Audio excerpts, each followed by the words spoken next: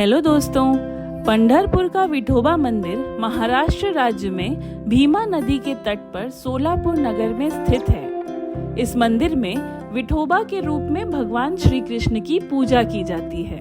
तो दोस्तों, आइए जानते हैं इस तीर्थ के संबंध में महत्वपूर्ण बातें। आषाढ़ के महीने में यहाँ करीब 5 लाख से अधिक हिंदू श्रद्धालु प्रसिद्ध पंढरपुर यात्रा में भाग लेकर विट्ठल के दर्शन करने पहुँचते हैं।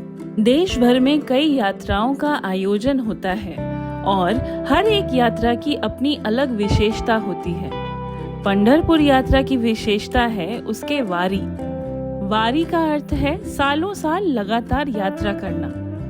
इस यात्रा में हर साल शामिल होने वालों को वारकरी कहा जाता है। इस यात्रा में शामिल होने वाले हर वारकरी की यही इच्छा होती है कि उन्हें मुक्ति ना मिले और फिर उन्हें मानव जीवन में इस धरती पे आना पड़े ताकि विट्ठल भगवान की भक्ति कर सकें। दोस्तों, कहा जाता है कि जीवन काल में कम से कम एक बार इस यात्रा का अनुभव ग्रहण करना चाहिए। यह यात्रा करना परिवर्तन का आरंभ कहलाता है। जब मनुष्य के विचारों में परिवर्तन होता है तो उसके आचरण में भी परिवर्तन होता है।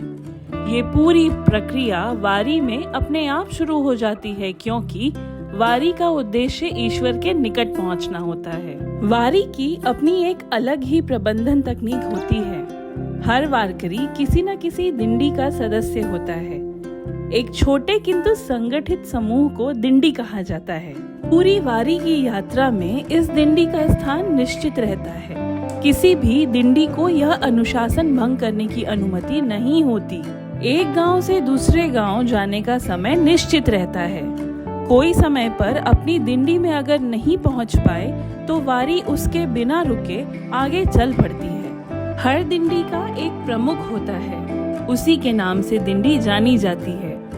एक दिंडी में आमतौर पर 150 से 200 लोग होते हैं। वारी में शामिल होते ही हर सदस्य अपनी अपनी दिंडी के प्रमुख को अपने आने की सूचना देता है और खर्च करने के लिए तय रकम उसे सौंप देता है। उसके बाद उस सदस्य की पूरी जिम्मेदारी प्रमुख की होती है।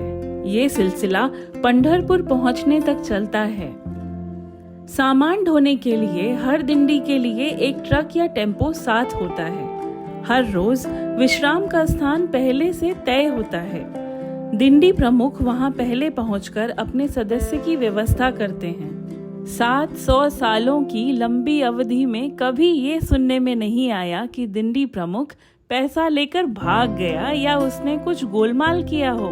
मंदिर में विठोबा भगवान कमर पर हाथ रखे खड़े हैं। उसी घेरे में रुक्मिणी जी, बलराम जी, सत्यभामा, जाम्बती तथा श्री राधा के मंदिर हैं। मंदिर में प्रवेश करते समय द्वार के समीप भक्त चोखा मेला की समाधि है। प्रथम सीढ़ी पर ही नामदेव जी की समाधि और द्वार के एक ओर अखा भक्ति की मूर्ति है। इस मंदिर का इतिहास अगर देखें तो इसकी स्थापना 11वीं शताब्दी में हुई और मुख्य मंदिर का निर्माण 12वीं शताब्दी में देवगिरी के यादव शासकों द्वारा कराया गया था। ये शहर भक्ति संप्रदाय को समर्पित मराठी कवि संतों की भूमि भी है।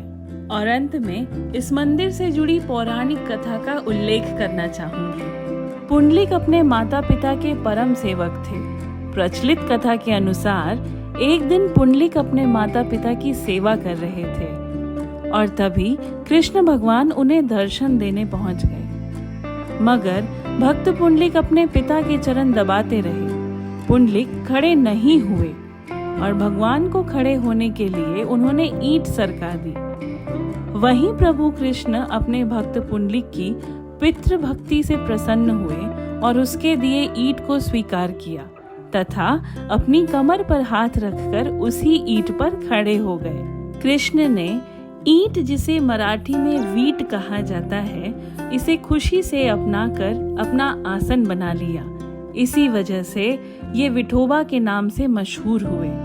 दोस्तों, मेरी हमेशा यही कोशिश रहती है कि विषय को अच्छी तरह से समझा पाऊं, बता पाऊं, ताकि संदर्भ को किसी अन्य साइट पर खोजने की जरूरत ना पड़े। फिर भी यदि कोई भूल होती है तो कमेंट बॉक्स में कमेंट करके अवश्य बताएं। और वीडियो पसंद आया हो तो लाइक और सब्सक्राइब ज़रूर करें। जय हिंद, जय भारत।